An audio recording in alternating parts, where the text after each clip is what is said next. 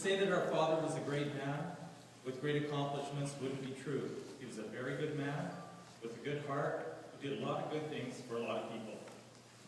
He wasn't an award-winning athlete, no star hockey player in the NHL. He'd rather build a rink for his kids to play on by stomping snow in the backyard in Grand Prairie and flood it with a garden hose so he could just watch us play. Closest he ever got to the NHL was watching his beloved Montreal Canadiens on Saturday night. But that didn't last forever. I think Randy and Brady finally converted him to the Canucks.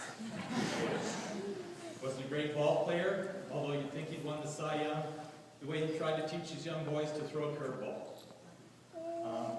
I'm not sure how much he ever played, although I'm sure he told me that he got his crooked nose in a collision at center field. Only Mom probably knows the real story. She probably gave it to him. He was no Olympic boxer. His only claim to fame was that he climbed into the ring with Mr. Canada, Gene Kiniski. Some of us might know that name. The rest of you are just going to have to Google it. But not right now. He wasn't a great artist or musician, but he did sing in the school choir with Robert Goulet. Some of us might know that name as well, and the rest are going to have to Google it as well. But those of you that know my dad, he probably was singing the elementary school choir when he was with Mr. Goulet. His voice, he had a little work to do on it. He wasn't a great architect or engineer, but boy, could he fix or build anything, and all without formal training or advanced education. A gift that he passed on to all of his kids. But where will we be now without him to find that exact gadget in that exact location on the far end of the garage, on the left-hand side, on the second shelf to the right. He knew where everything was. He was in his glory in his workshop. That's where he could build, he could create, or he could simply fix broken things for all of us, all of his family, and all of his friends. He was a giver, not a getter, and helping was how he gave. It was his passion and became his frustration when, because of his health, he couldn't even make it to a sanctuary in the workshop in the garage. Well, that's where he had to be. It was his passion. No, he wasn't a great man with great worldly accomplishments. He was a good man with a good heart.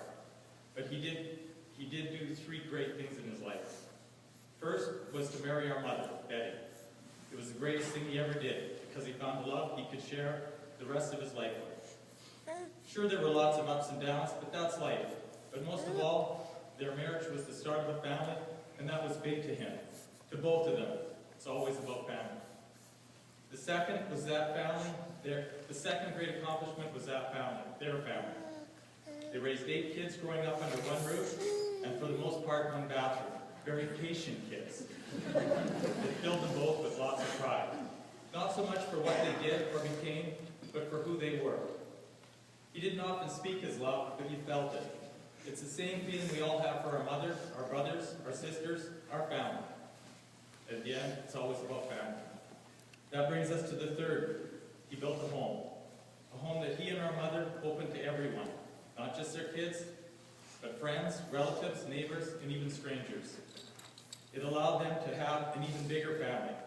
And judging by the number of the kids, that was apparently very important to them.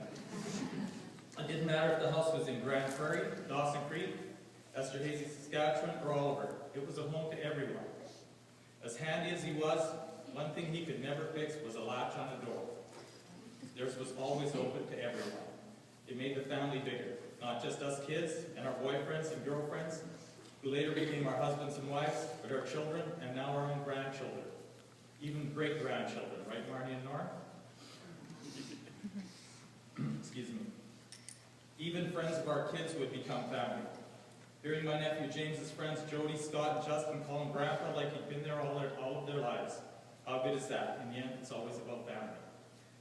On behalf of our mothers, on behalf of our mother, brothers and sisters, thank you all for being part of his family and sharing his home. For those that travel far to come and pay your respects, thank you very much. But most of all, thank you, Dad, for everything. We'll love you forever. Thank you.